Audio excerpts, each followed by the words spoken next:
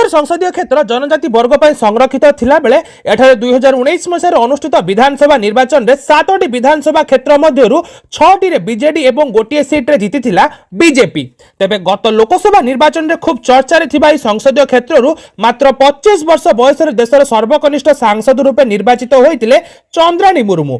चंद्राणी तांकर बीटेक शिक्षा समाप्त पर हाथी मुंडरे सुना कलश ढालिबा परी बीजेडी सांसद प्रार्थी रूपे मुख्यमंत्री नवीन पट्टनायक तांको ऊपर आस्था प्रकट करथिले एवं से तांकर निकटतम प्रतिद्वंदी बीजेपी अनंत नायक को 66,203 खंड भोट रे परास्त करथिले।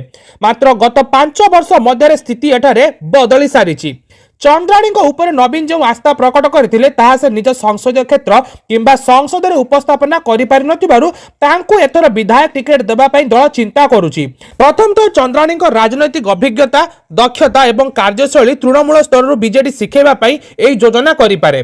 तबे ए सब घटना मध्ये बीजेपी रो गड़ एक समय रे थिबा केन्दुझर सीट को जितबा पई बीजेपी प्राणपणे चेष्टा आरंभ करिछि। 1998 रु 2009 मसिया जाय एई सीट बीजेपी जितिथिला बेले दीर्घ 14 वर्ष हेबो बीजेडी कब्जा रे रही। तबे बीजेडी 2009 रु वर्तमान जाए प्रतिथर प्रार्थी बदलाउथिला बेले बीजेपी किंतु अनंत नायक को बारंबार टिकेट देई आसीछि। तबे अनंत एठारे 3 थर परास्त होइतबारु दल तांको आ टिकेट देबो नाही। तबे विधानसभा रे विरोधी दल मुख्य सचेतक केउंझर सदर विधायक मोहन चरण माझी को दल एठारु सांसद प्रार्थी करबा नै रणनीति प्रस्तुत करूछि। सरस्वती शिशु विद्या मंदिर शिक्षकता आरंभ करी परवर्ती समय सरपंच एवं विधायक भाबे 2000 2004 एवं 2004 2009 जाए निर्वाचित होइतिबा मोहन गत विधानसभा निर्वाचन रे पूर्वतन सांसद माधव सरदार जी की बीजेडी टिकेट रे केउंझर सदर लड़ीतिले तांको मात्र 1124 खंड भोट रे परास्त करी समग्र संसदीय क्षेत्र एकमात्र पद्म दलर विधायक रूपे निर्वाचित होइतिले। तबे मोहन राजनैतिक अभिज्ञता जोगु तांको बीजेपी विधानसभा रे विरोधी दलर मुख्य सचेतक पद प्रदान करिछि।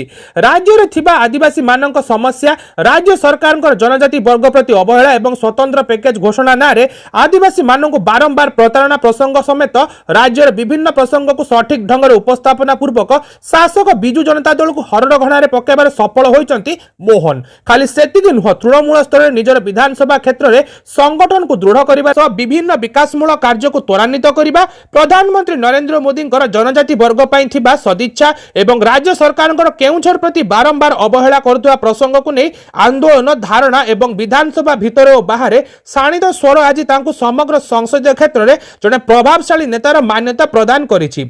सेपटे संबलपुर रेमेड रैली रे प्रधानमंत्री नरेंद्र मोदी जनजाति वर्गर प्रतिनिधि रूप राष्ट्रपति द्रौपदी मुर्मू को देशर सर्वोच्च पद रे बसाई सम्मानित करिवार प्रसंग उठाइबा सह कांग्रेस किपरि तांकर अपमान करी उभय जनजाति वर्ग एवं ओडिशार अपमान करुछि ता वक्तव्य रे कहिसंती। खाली सेतिकि नुह प्रधानमंत्री जनमन योजना रे जनजाति वर्ग को मौलिक सुविधा प्रदान पई केंद्र सरकार योजना प्रणयन द्वारा किपरि लाभार्थी माने उपकृत हेउचंती ताहा स्पष्ट करि देउछि। आदिवासी बहुल राज्य गुडी करे बीजेपी आदिवासी कार्ड खेली निर्वाचन जितिबा को जाउछि, जाकि गत सेमीफाइनल लड़ाई समय रे राजस्थान मध्य प्रदेश छत्तीसगढ़ एवं पूर्वर गुजरात रे आदिवासी बहुल अंचल रे पद्म दल क्लीन स्वीप करी साडा सरकार गढिबारे सफल मध्य होइछि। तेणु ए सब घटना मध्य ओडिसा रे थिबा जनजाति वर्ग संरक्षित सीट मध्यरु केउंझर मोहन चरण माझी को आगामी दिन में सांसद प्रार्थी करी पुणी एठारे पद्म फुटेबा पई योजना करिबा एक रकम निश्चित।